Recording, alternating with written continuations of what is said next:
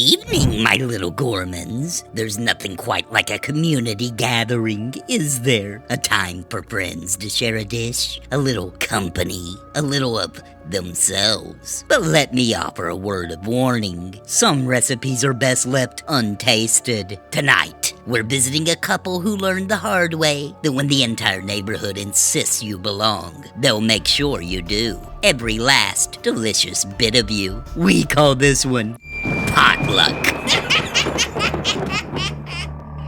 In a suburban neighborhood, row after row of identical two-story homes with perfectly manicured lawns. Anna and Edward stand on their front lawn, a bit awkward and unsure. Their new home is the only one without a dish on the front porch. Everyone else seemed to have a dish on display. A large casserole, a covered pie, a bowl of something lumpy, but Anna and Edward were not prepared. "Are you sure about this, Edward? Everyone's staring." "Anna, relax. It's our first day here. Everyone told us we had to come. We're part of the community now. We're just happy to be invited." Anna isn't convinced. She glances at the neighbors, all smiling and waving. They have a forced, practiced cheeriness to them. An overly enthusiastic woman rushes over. She carries a large bowl of what looks like lumpy green pudding. "Edward, Anna, so glad you could make it. This is just wonderful. The whole neighborhood is here. We're so glad you're here to be a part of it all." She puts a hand on Edward's arm, her grip unsettlingly firm. "Thanks, Linda. We're happy to be here. We're a little sorry we couldn't bring a dish. We haven't had a chance to unpack everything yet." Linda's smile doesn't falter, but a coldness enters her eyes. She shakes her head slowly. "Oh, don't you worry about a thing. We all share. It's what a good community does. Just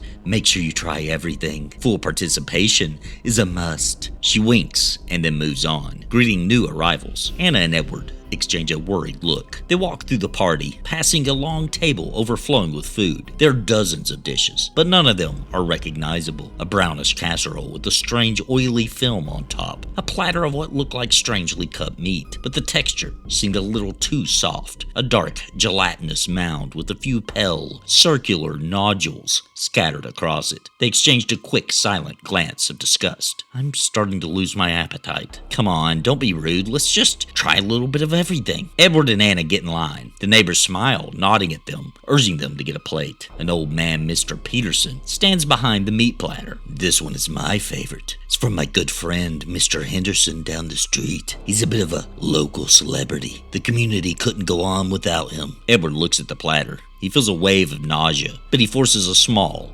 polite smile. "Looks delicious, Mr. Peterson." "Oh, it is. The recipe has been in my family for years." A bell rings, signaling the start of a speech. A man in a suit, the HOA president, Mr. Jones, stands on a makeshift stage. "Welcome, everyone, and a special welcome to our newest members of the community, Edward and Anna. We're so happy to have you." The crowd cheers loudly, a little too loud, a little too enthusiastically. "As you know, our theme this year is full participation. We believe in a community where everyone contributes. And what better way to contribute than to be part of the annual recipe rotation?" The crowd cheers again, even louder. Anna and Edward look at each other, confused. The words feel like a joke, but the neighbors' smiling faces are off-puttingly uniform. Their eyes are cold and unblinking, fixed on the food. "So please, dig in. Everyone has brought a dish from home, and we're going to be sure we finish every last bite." He looks directly at Edward and Anna, his grin widening. "Enjoy the food, my friends. It's a taste of home, and it's a taste of our community." Edward and Anna stand near the food table, their plates practically empty. The dishes are a grotesque mosaic of unrecognizable meats, sauces, and gels. The neighbors watch them, their wide smiles fixed on the couple's every move. "Not eating, are we? Don't be shy. This is your community now. You should be happy to share in our bounty." A group of children run by, their hands sticky with the dark reddish-brown sauce. One of them, a little boy with a gap-toothed grin, stops and holds up a small, fried object. "This is so good. It's Mr. Peterson's secret recipe. He said it came from his best friend, who went on a long trip." The little boy takes a large, loud bite. The fried object, now visible to Edward, is a perfectly formed, human-sized finger. Edward recoils, bile rising in his throat. That's a clever way to make food, isn't it?" Linda laughs, a high-pitched, chilling sound. Oh, he's a creative little one. You two really must eat. Mr. Jones has been telling everyone about you. He's very excited about you becoming a part of things. Mr. Jones, the HOA president, approaches them. His smile is as wide and cheerful as ever. Not eating, my boy? It's impolite to waste such good food. Besides, the rotation is coming up. You don't want to miss your turn. Edward's smile falters. He glances at Anna. He looks terrified, her face pale. Oh, we're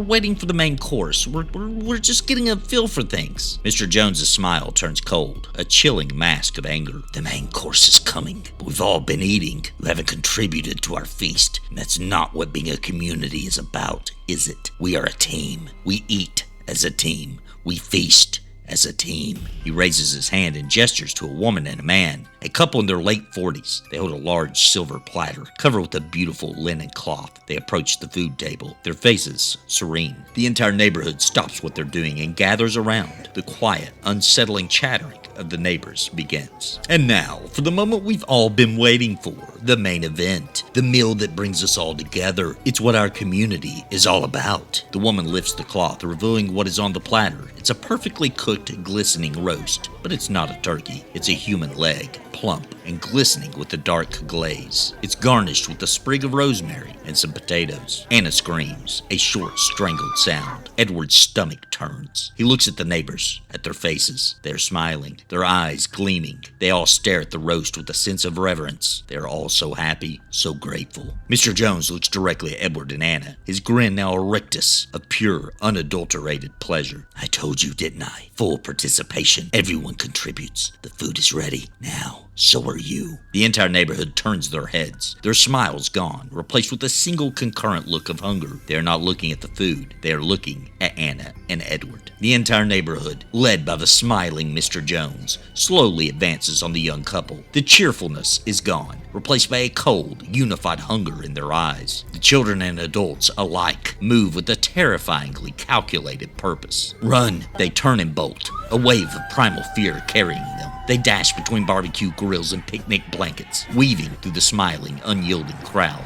Now, Edward, there's no need for that. The rotation is a community tradition. You'll make it all the way to the end of the line. They can hear the light, rhythmic clapping of the neighbors as they run. A terrifying applause. The sheer number of people makes escape impossible. They duck behind a large sedan, their chests heaving, but they are immediately blocked by an old woman with her husband, their faces serene. Oh, you're so polite. You're trying to share. How nice. They bolt again, dashing through the main street. They think they've made it, but suddenly, a group of teenage boys slide in front of them, blocking their escape. You can't leave. You haven't had your turn. Edward and Anna turn back, but the entire neighborhood is there now, a smiling, unblinking wall. They are trapped. Edward and Anna are dragged, unresisting, to the middle of the street. The entire neighborhood, children included, now stands in a perfect circle around them, their smiles fixed on their faces. I do so appreciate a sense of community. We're all so happy to share in this meal together. It's what makes us all family. He gestures to Linda, who holds a large silver knife. It glistens in the sunlight. Linda's smile widens into a terrifying, rapturous grin.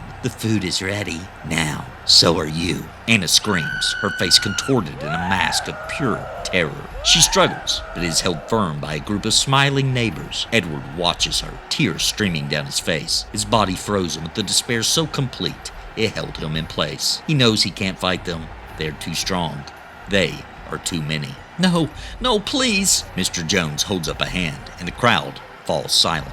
Full participation. You didn't want a dish. You didn't even try the food. This isn't just a potluck, Edward. It's a feast for the soul. And now, we feast on you. The last thing Edward sees is Linda, her face lit up by the sunlight, raising the knife. Then, there is only darkness. Poor Edward and Anna. They thought they could move into a new community without getting their hands dirty. They found out the hard way that when you're part of this family, you're on the menu. So next time, you're invited to a potluck. Remember to bring a dish. It's a matter of politeness, really. A matter of life and death. Tales from the